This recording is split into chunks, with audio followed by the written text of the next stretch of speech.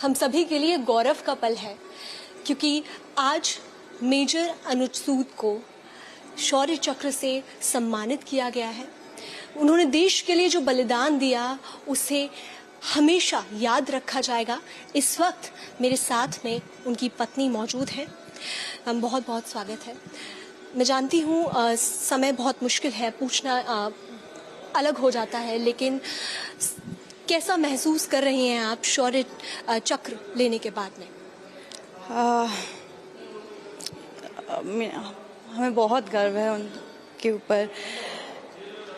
काश वो होते यहाँ पे तो और भी अच्छा लगता, हम और खुश हो सकते थे इस को लेके, लेकिन बहुत बहुत गर्व की बात है। एक्चुअली जैसे आकृति ने बोला, अगर अनुज यहाँ होता तो इसका तो और भी मज़ा आता, but we very proud of him because of him हमको ये सब मिल रहा है, लाइक ये सम्मान मिल रहा है। we getting to do things and we getting to everything, but it's tough। आज उसकी याद भी काफी बहुत आ रही है। कैसा गुजरा है वो पल? क्योंकि हमारे मन में बहुत सी भावनाएं होती हैं, हम उनको समेट के रखते हैं, लेकिन जब हमें सम्मानित किया जाए तो एक अलग भावना आती है। तो अगर आप कुछ कहना चाहती उनसे तो क्या कहती? I'm very, very proud of him. I'm so proud of him, and I'm thankful to him for giving us this opportunity, this respect, this honor, this gratitude. क्योंकि उनके बिना ये कुछ भी possible नहीं था. So I'm thankful to him, and I'm so proud of him from the bottom of my heart. राष्ट्रपति रामनाथ कोविंद थे वहाँ, उनके हाथों दिया गया। प्रधानमंत्री नरेंद्र मोदी थे। एक बहुत ही गौरव का पल आपके लिए है, पूरे देश के लिए है।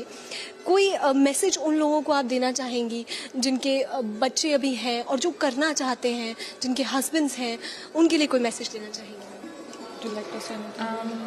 आई थिंक मैसेज यही है कि द रिस्पेक्ट जो हमारे सोल्जर्स हमारे देश को दिखाते हैं और जो उनका हमारे देश की तरफ इतना, जिसको बोलते हैं ना, गर्व वो अपने देश पे लेते हैं, हम सबको बस यही याद रखना चाहिए कि अगर हम 1/10 ऑफ उनकी स्ट्रेंथ और स्पिरिट भी अपनी डेली लाइफ में कर सकते हैं, तो हमें बस यही है, फौजी वे ऑफ लाइफ से बस यही सीखना चाहिए कि एक ही देश है और उसको रिस्पेक्ट करना चाहिए और बस अच्छे से जीना चाहिए।